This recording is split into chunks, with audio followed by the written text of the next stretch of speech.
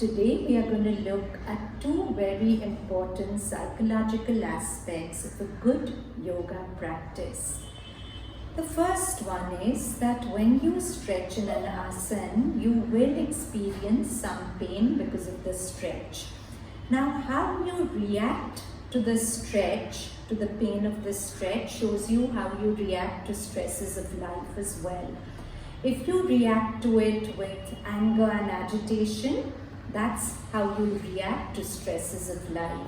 If you react to the pain of a stretch in an asana with fear, that will be your response to stress in life as well.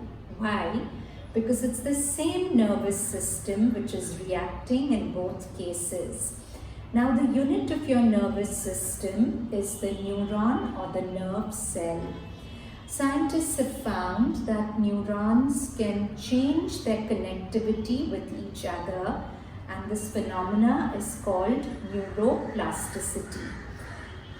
They have also found that for every emotion you feel, there's a pattern in which the neurons connect.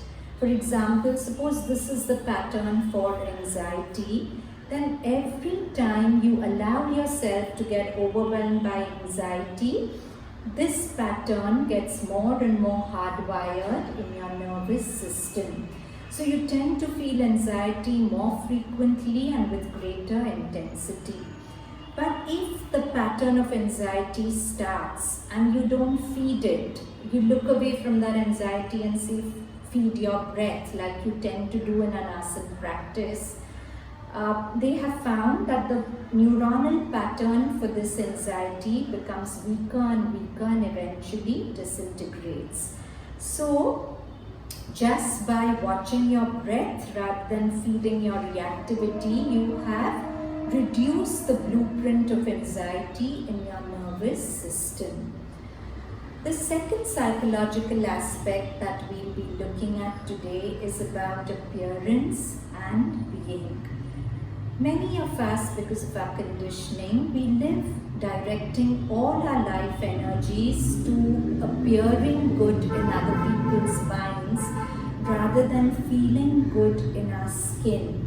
And if that's the way we live, that's the way we'll tend to do our asana practice. We'll do an asana to look good, not to feel good. And in any good asana class, this tendency will be reversed. You will be instructed to do an asana to feel good rather than simply to look good. For example, take the pose, the downward looking dog pose, Adho Mukha Svanasana. So you can do the dog pose with an ambition to make it look good by straightening the knees. But as a result, you're not getting the spinal stretch, which actually causes release of jamming in the nerves that come out from between the vertebrae.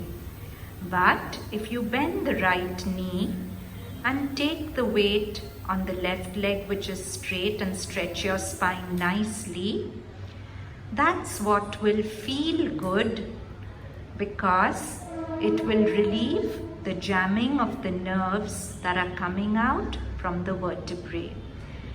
After 3 breaths, change legs, bend the other leg, straighten the right leg, and stretch the spine. Push the floor away, pull the belly to the thighs, high tailbone. Stay for 3 breaths and experience how good it feels, and how that can always take a priority over how good it looks.